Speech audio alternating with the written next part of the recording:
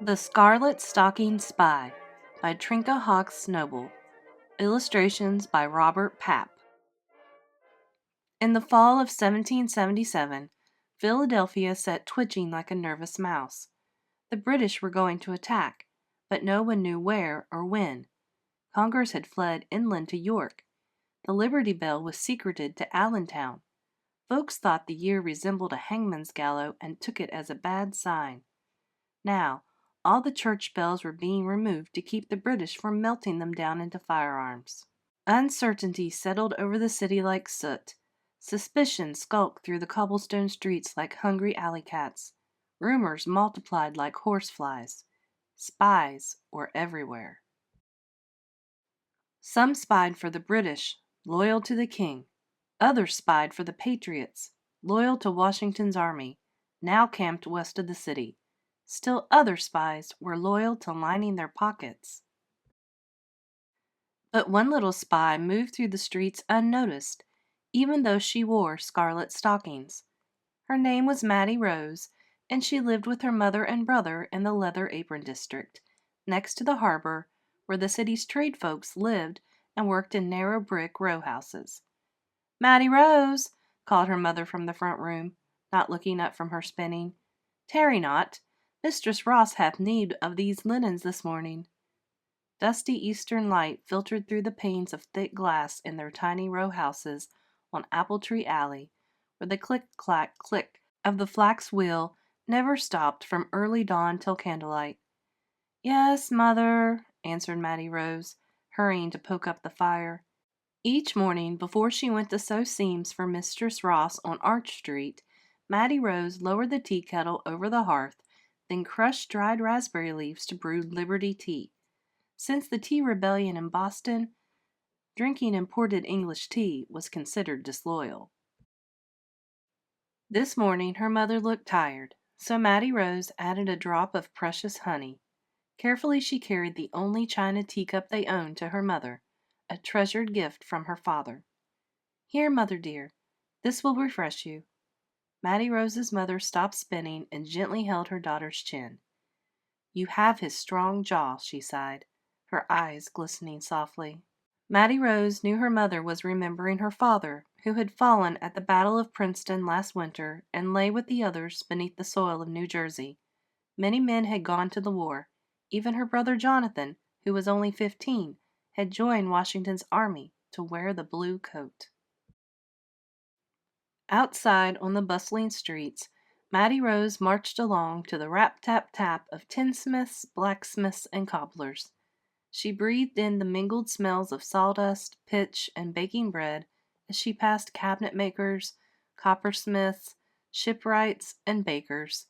She marveled at the swish of the weaver's shuttle, the blurred hands of busy lace makers and seamstresses, hoping someday she would be as skilled. From their busy shop fronts, these hard-working folk traded with the wealthy loyalists, but out the back they gave what they could to the cause of freedom. "Nothing's too good for them who soldier for our country," they all agreed. Mattie Rose agreed too, for she was a patriot rebel from head to toe in her homespun petticoats, her linsey-woolsey dress and muslin apron, her hand-me-down shoes and woven straw hat. But it was her hand-knit scarlet stockings that she valued the most, for their worth was far greater than just warm, dry feet. Whenever Mattie Rose strutted by the fine young ladies of Philadelphia in their creamy white stockings and dainty slippers, she'd flounce her skirts and jut out her proud, strong chin. "Such poppycock!" she'd cluck to herself. No fancy silks, satins, and brocades imported from London for her. To wear such finery showed loyalty to the king. Mattie Rose was loyal only to Jonathan. No one suspected her of anything, of course. Not this hard-working little seamstress who helped her poor mother by earning 3 pence. Why, she even hung the wash-out every week like clockwork. But that's where Mattie Rose fooled them, for it was her small clothesline, hanging from her third-floor window, that held a secret code. She'd lined her clothesline up perfectly with the harbor, just like when she and Jonathan used to play harbor master. Jonathan pretended to be the harbor master, cupped his hands like a spyglass, barking out docking and departing orders from an upper window.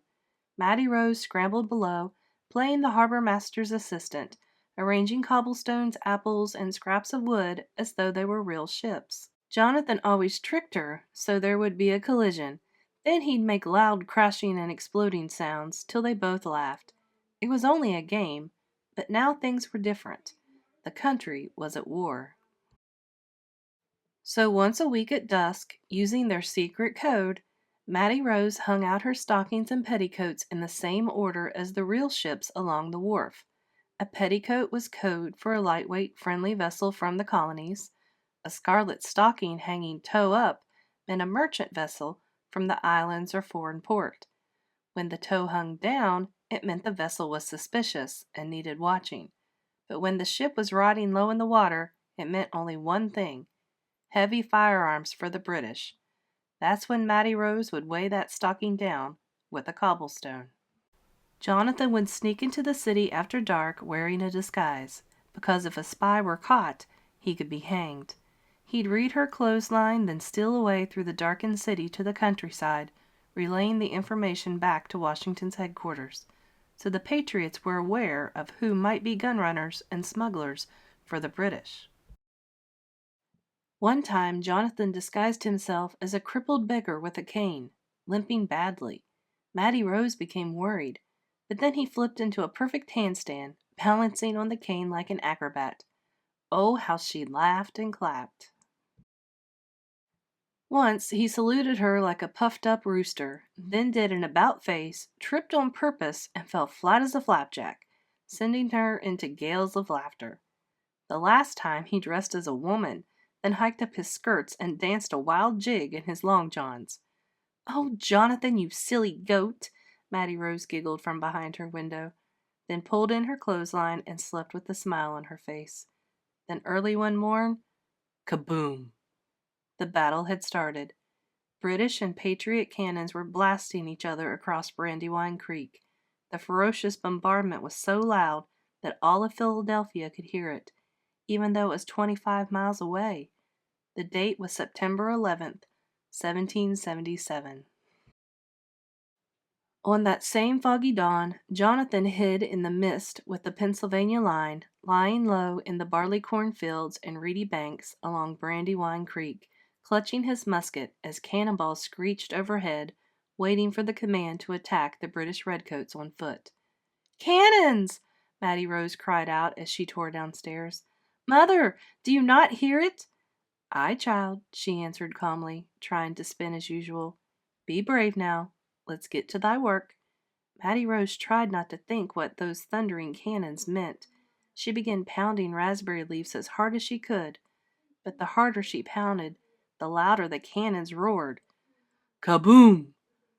Boom! She yanked the tea kettle from the crane and spun around, with the teacup in her hand. Just then, kaboom! Boom! Kaboom! Mattie Rose jumped, and the precious teacup flew from her hand and smashed into 100 bits and pieces. The blazing cannons kept up their deadly attack, back and forth across Brandywine Creek till midday. Then came the command to charge, and the air became thick with the crack of muskets, the hiss of lead balls, and the acrid stench of gunpowder smoke. Mattie Rose's sharp eyes swept over the many ships crowded along the wharf. She memorized their positions, and which would be petticoats, which would be stockings with toes up or toes down. But on this day she was startled to see that many stockings would need cobblestone weights.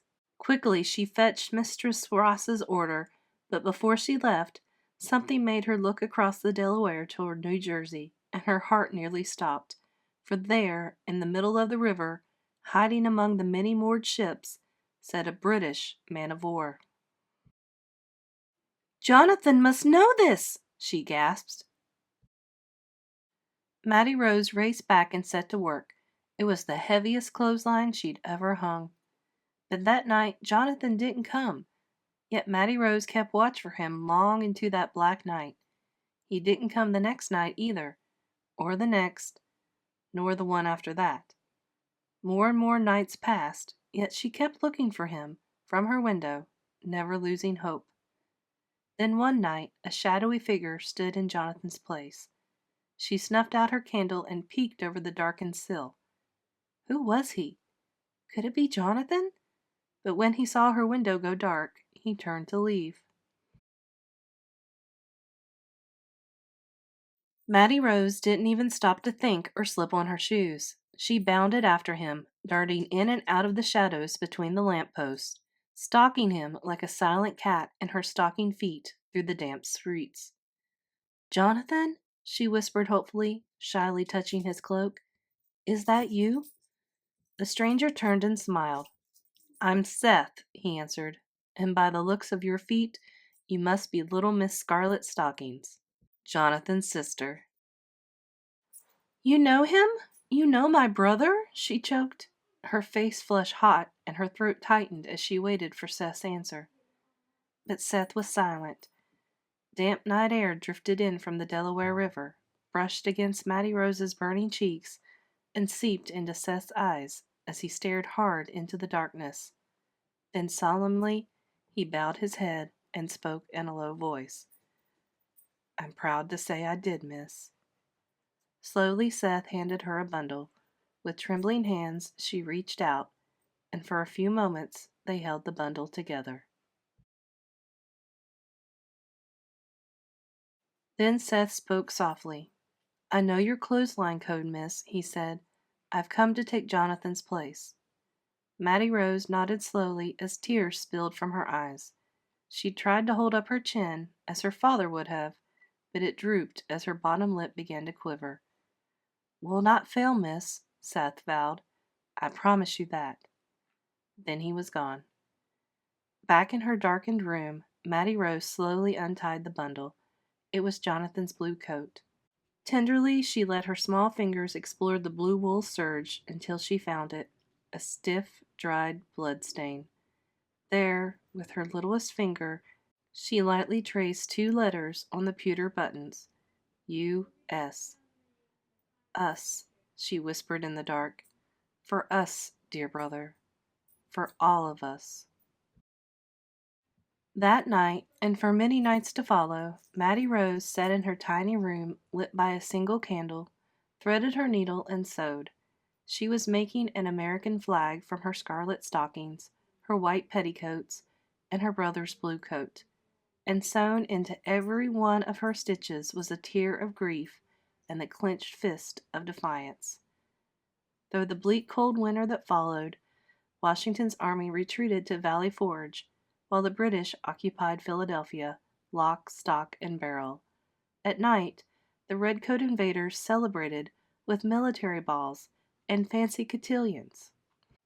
And during the day they patrolled the streets, eyes forward, never noticing a young girl's unmentionables hanging overhead on a small clothesline from a third-floor window.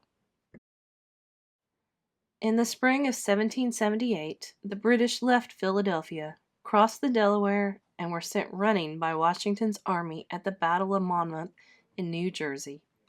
The patriots at Philadelphia celebrated, flying flags everywhere. But there was one little flag that hung by itself on a small clothesline high over Apple Tree Alley. And fresh spring breezes traveled from New Jersey and found the little flag and lifted it up high. How proud and strong it flew, just like her father's chin, for it was Mattie Rose's Scarlet Stockings flag. Many years have passed since the spring of 1778. No one knows for sure what happened to this little flag, but if by chance you found it in an old trunk or dusty attic or barn loft or musty museum basement, you would notice that one star is bigger than the rest. It sits in a place of honor at the top of an arc of 13 stars in a field of blue, the Keystone Star for Philadelphia. And if you looked under that star, you would find a musket ball hole.